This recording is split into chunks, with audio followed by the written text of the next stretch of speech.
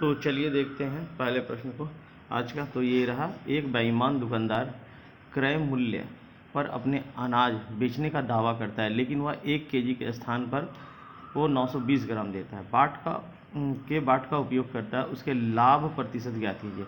ऐसी दशा में जहाँ पर कम बाट का उपयोग करके प्रॉफिट कमाया जाता है, तो जितने कम देते हैं उसे ऊपर लिखा जाता है। ध्यान दें कि जितना कम दिया जाए, जैसे कि यहाँ पर कितना कम दे रहा है, तो वो 100 ग्राम 1 किलो में 920 ग्राम दे रहा है, यानी कि वो 80 ग्राम कम दे रहा है। और टोटल दे कितना रहा, 92, ये टोटल ये दे रहा इंटू 100, यानी कि less weight divide by original weight into 100 करेंगे तो इसका प्रॉफिट आ जाएगा। ठीक है, तो इसी तरह से इसका प्रॉफिट आ जाएगा और ये लगभग 8.69 के आसपास आएगा। तो हम कह सकते हैं कि ये 8.70 है। अब इसके बाद अगला क्वेश्चन ये है हम लोगों का कि 25 और 47 का तृतीय समानुपात ज्ञात कीजिए। यानी पहला तो ये है 25, दूसरा कितना है 45 और तीसरा पता नहीं, इसे x लिख लेता हूँ।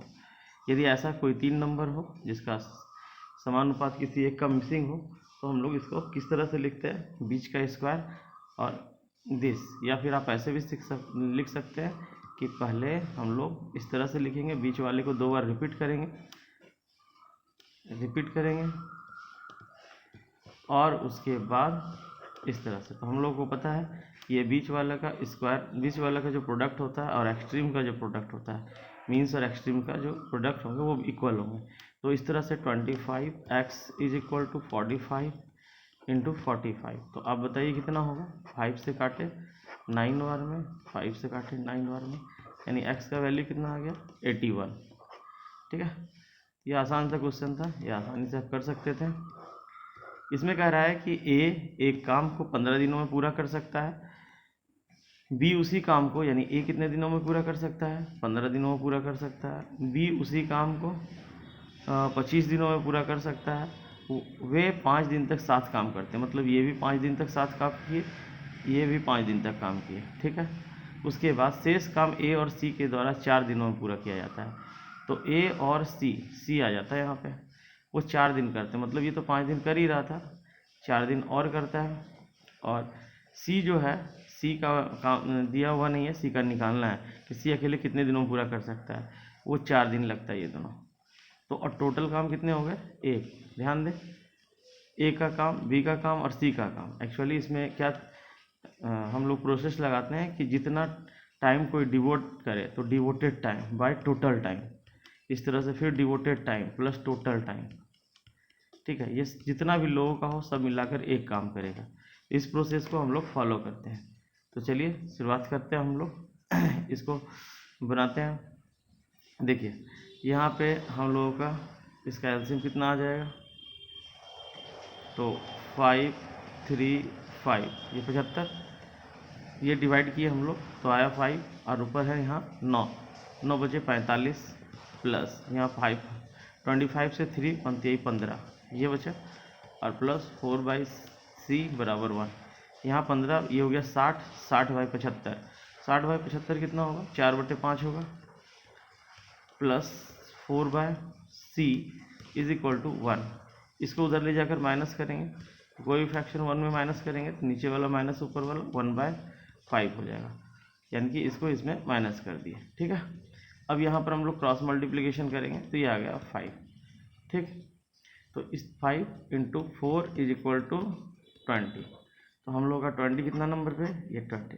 ठीक है, इस पर ये वाला जो बात है ये आपको ध्यान रखना पड़ेगा, बाकी बात कैलकुलेशन तो आप खुद से भी अच्छे से कर सकते हैं। आगे चलता हूँ।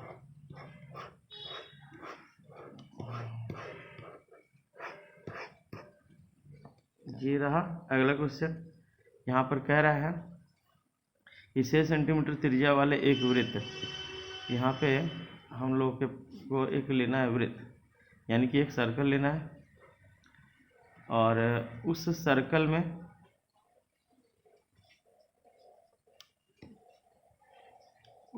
में कह रहा है कि ए बिंदु ए पर एक स्पर्श रेखा, यहाँ पे कोई स्पर्श रेखा होगा ऐसे, स्पर्श रेखा ए बी केंद्र ओ से होकर एक रेखा बिंदु बी पर मिलता है। केंद्र ओ है, इससे रेखा कोई ओ यहाँ पर बी पे मिलता है, यहाँ तो ए था। और ओ बी कह रहा है कि ओ बी 10 सेंटीमीटर है, ये 10 है, 10 सेंटीमीटर है। और ए बी की लंबाई पूछ रहा है, यहाँ से इसको हम परपेंडिकुलर गिराएं क्योंकि टेंजेंट पे रेडियस यानी कि स्पर्श रेखा पर जो त्रिज्या होता है वो लंब होता है, और ये तो 6 दे रहा है। ट्रिपलेट के अनुसार आप जानते हैं 6, 8, 10। यदि आपको ट्रिपलेट नहीं मालूम तो आप हाइपोटेनस का यानी कि कर्ण का स्क्वायर में से इसका स्क्वायर को घटाएंगे तो सॉल्व करने के बाद कितना आ जाएगा, 100 में से 36 जाएगा, 64 का रूट 8 यानी 8 आएगा इसका मतलब। नहीं, यदि ट्रिपलेट याद है तो आप इसे और भी आसानी से कर सकते हैं। अगला क्वेश्चन चलते हैं, ठीक है। देखिए इस क्वेश्चन में क्या है कि इसका वैल्यू निकालना है, पावर 3 पे आना है। तो हम लोग इसमें से पहले 2 कॉमन ले लेंगे। 2 कॉमन ले लेंगे तो मेरे पास हो जाएगा x + 1/x, और ये 2 कॉमन लेंगे उसको इधर ले आएंगे 5/2, ये हो गया। अब हम लोग को इसका पावर 3 पे जाना है। तो पावर 3 पे जाने के लिए हम लोग क्या कर सकते हैं, इसका होल क्यूब करेंगे। और यदि आपको एक बात नहीं पता तो मैं बताता हूँ कि x³ x + 1/x = यदि n हो तो इसका पावर 3 पे जाने के लिए हम लोग ये कर सकते हैं कि इसका क्यूब करें और -3n कर लें। ये इसी फार्मूले का यदि क्यूबिंग किया जाए इसी को बोथ साइड, तब जाकर ये कॉन्क्लूजन निकल कर आता है। तो हम लोग यहाँ पर से एक शॉर्टकट ले सकते हैं इसी के मदद से कि x³ + 1/x³ कितना होगा, तो 5/2 का होल क्यूब -3 × 5/2, ठीक है। यहाँ 125 हो गया, और कितना हो गया /8 पंती 15/2। अच्छा एक चीज़ यहाँ पर जो हम लोगों का लिखा हुआ है x³ + 1/x³ हो गया, और मेरे को 2 भी लेना है। तो एक क्या काम करते हैं, इधर LHS में भी 2 डाल देते हैं और RHS में भी 2 डाल देते हैं ताकि सुविधा हो जाएगा। अब क्या करते हैं, इसका एलसीएम ले लेते हैं हम लोग 4, और यहाँ से 125 - 2 से डिवाइड करेंगे 15 चौके 60, और प्लस यहाँ 8 दूनी 16। इसमें से इसको माइनस करेंगे तो 45 और 16 81, यहाँ से बचेगा 45 नहीं बचेगा, यहाँ पर 40 और कितना बचेगा 25, यानी 65 16 81/8 ये आ गया, ठीक है। तो कुल मिलाकर हम लोग क्या किए, पहले इससे ये वैल्यू निकाले। ये वैल्यू निकालने के बाद हम लोग चले आए जो क्वेश्चन में दिया था उसे क्रिएट करने। इसके लिए हमको यहाँ पर 2 ऐड करना पड़ा, तो LHS में किया तो मैंने RHS में भी कर दिया। उसके बाद सॉल्व करने के बाद ये पूरे का वैल्यू हम लोगों के पास निकल आया, ठीक है, जो ये आंसर है, ठीक। अब आगे चलते हैं, देखिए अगला क्वेश्चन है ये आसान सा क्वेश्चन है। चलिए देखते हैं इसका सॉल्यूशन कैसे होगा। इसमें सबसे पहले क्या करना है कि इसमें कॉस दिया हुआ है, कॉस को हम लोग कॉमन ले लेते हैं। यदि हम लोग cos थीटा को कॉमन ले लिए तो जो नीचे बचेगा उसका हम लोग एलसीएम ले लेंगे। एलसीएम ले लेंगे तो हो जाएगा sec थीटा -1 × sec थीटा +1। यदि इससे डिवाइड करेंगे नीचे तो ये बचेगा, ये ऊपर आ जाएगा sec थीटा +1, और प्लस यदि इस प्लस वाले से डिवाइड करेंगे तो माइनस वाले बचेगा, तो माइनस वाले को ऊपर ले जाता हूँ sec थीटा यहाँ माइनस वाला आना था तो -1। अब इस तरह से हम लोग देख पा रहे हैं कि ये वाला पार्ट जो है ना, ये वाला कट जा रहा है, sec 2 sec हो जा रहा है, 2 sec, और नीचे जो है sec² थीटा -1। और एक चीज़ और छूट गया हम लोग का, क्या यहाँ पे cos थीटा, ठीक है। अब बताएं sec² थीटा बराबर क्या होता है, तो आपको पता होगा sec² थीटा -1 बराबर tan² थीटा, tan² थीटा। और ये जो हम लोगों के पास cos है, ये cos sec का रेसिप्रोकल है। कोई भी रेसिप्रोकल को आपस में मल्टीप्लाई करते हैं तो वो कैंसिल आउट होकर 1 बचेगा। 1 को यदि 2 से मल्टीप्लाई करेंगे तो ये 2 ही होगा। इस नीचे वाले को इस डिवाइड करते हैं, यानी कि ये ऊपर ले जाते हैं 10 को, तो हो जाएगा 2 cot स्क्वायर थीटा, जो हम लोगों का आंसर है ये रहा। ठीक है, इस तरह से हम लोग अगले प्रश्न पे चलते हैं। 11 निम्नलिखित में से कौन 11 से भाज्य नहीं है। देखिए 11 से भाज्य करने का सबसे अच्छा तरीका है कि दो दो पेयर का हम लोग सम लेंगे, डिफरेंस लेंगे, और वो 0 या 11 का मल्टीपल आना चाहिए। जैसे कि यहाँ पर हम देख रहे हैं ये 2 में से 4 जाएगा तो कितना बचेगा, तो हम इसको जूम कर लेते हैं ताकि लिखने में बने। ठीक है, ये देखिए, और जहाँ पूरा का समेसन आना चाहिए कितना, तो पूरे का समेसन आना चाहिए हम लोगों का 0 या 11 का मल्टीपल। तो 2 में से 4 जाएगा, 2 में से 4 जाएगा तो बचेगा -2। अच्छा, उसके बाद 5 में से 6 जाएगा -1। फिर उसके बाद हम लोग देख पा रहे 7 में से 3 जाएगा तो 4, यहाँ कुछ नहीं है तो प्लस दे देते हैं, और नहीं प्लस किए थे वहाँ तो माइनस ही आया था ना, माइनस ही आया था -1, और यहाँ पर बच गया हम लोगों का कुछ नहीं है, 0 दे देते हैं ताकि पेयर लग जाए, यहाँ पर -1। अब देखिए पूरे का हम लोग समेसन ले लेते हैं पूरे का, तो यहाँ हो गया 2 1 और ये 4 -4 और +4 यानी 0 आ गया, यानी ये तो 11 से कटेगा। ये तो आंसर दिख रहा, लेकिन चेक करने का एक तरीका होना चाहिए। जैसे इसमें से इसको घटाएं तो बचा 3, इसमें से इसको घटाएं तो कितना बचा -3, यहाँ प्लस दे देते हैं जहाँ साइन नहीं मिल रहा।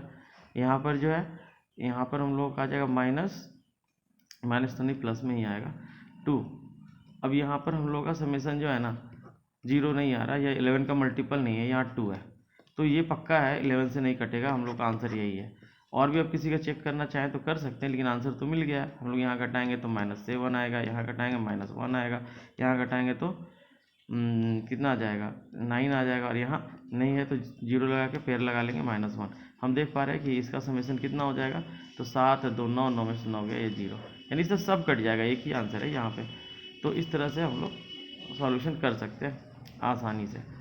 अभी यहाँ पे कह रहा है कि एक शोरूम में विभिन्न वस्तुओं के अंकित मूल्य को इस तरह से प्रदर्शित किया जाता है कि ग्राहकों को 10% छूट देने के बाद भी शोरूम के मालिक को 20% का लाभ होता है। तो प्रत्येक वस्तु का अंकित मूल्य और क्रय मूल्य, देखिए यदि कभी भी हम लोग को आवश्यकता पड़े अंकित मूल्य और क्रय मूल्य का उस समय जबकि दोनों का प्रतिशत दिया हो, यानी कि परसेंटेज प्रॉफिट लॉस और डिस्काउंट का दिया हो, तो एक चीज़ याद रखिएगा कि अंकित मूल्य जिसको हम लोग मार्क्ड प्राइस बोलते हैं, ठीक है, और क्रय मूल्य जिसको हम लोग CP कॉस्ट प्राइस करते हैं, इसका एक रेशियो होता है। रेशियो कैसे निकालेंगे हम लोग, 100 दोनों जगह लिखेंगे। अंकित मूल्य से क्या संबंधित होता है, डिस्काउंट, तो डिस्काउंट इसके अपोजिट में माइनस डिस्काउंट, और CP में CP से क्या रिलेटेड होता है, प्रॉफिट लॉस, तो प्रॉफिट लॉस ऊपर में इसके अपोजिट में PL, ये देकर निकाल सकते हैं। अब देखिए हम 100 में से 10%, अब यहाँ क्या करेंगे हम लोग कि डिस्काउंट है मेरा 10%, हम लोग यहाँ पर से 100 में इसके जगह पे 10 रख देते हैं, और इसके जगह पे कितना % का लाभ हो 20 रख देते हैं। इस तरह से हम लोग का क्या निकल जाएगा, प्रॉफिट है इसलिए प्लस करेंगे तो 120, और ये डिस्काउंट हमेशा माइनस होता है इसलिए 90 आएगा। ये काटने के बाद हम लोग यहाँ पर काटेंगे 4 बार में और 3 बार में, यानी 4:3 हम लोगों का आंसर आ गया है ना। तो 4:3 जो है हम लोगों का आंसर है। ये आसान सा क्वेश्चन था, आपको समझ में ना आए तो एक बार रिपीट करें ज़रूर से, ठीक है। इसको देखिए यहाँ पर दिया हुआ, ये हम लोगों को निकालना है इसका वैल्यू। एक काम करते हैं, इस साइन स्क्वायर को इधर ले जाते हैं। यदि हम लोग ऐसे लिखें इसको कि sin A = 1 - sin square A, तो ये क्या हो जाएगा, ये हम जान रहे हैं कि cos स्क्वायर A, ये sin A का वैल्यू होगा, ठीक है। अब एक चीज़ देखिए, इस cos स्क्वायर A की जगह पे ये हम लोग cos तो लिख ही सकते हैं। अच्छा, इसका हम दोनों तरफ स्क्वायर कर देते हैं, क्योंकि हमको पावर 4 चाहिए, तो इसका भी स्क्वायर कर देते हैं, इसका भी स्क्वायर कर देते हैं, ठीक। इक्वल का साइन यहाँ दे देते हैं तो बाहर हो गया, थोड़ा क्लियर। देखिए यहाँ पे, यहाँ से ये वाला जो है स्क्वायर कर देते, तो यहाँ आ जाएगा sin स्क्वायर A = cos का पावर 4A। हमको cos का पावर 4 चाहिए था, तो हम लोग क्या करेंगे, यहाँ पे cos का पावर 4 को sin स्क्वायर लिख सकते हैं। तो साइन स्क्वायर ए लिख दिए हम लोग। पता है आपको साइन स्क्वायर ए प्लस कॉस स्क्वायर ए, आप बचपन से पढ़े 1 होता है, ये आंसर है।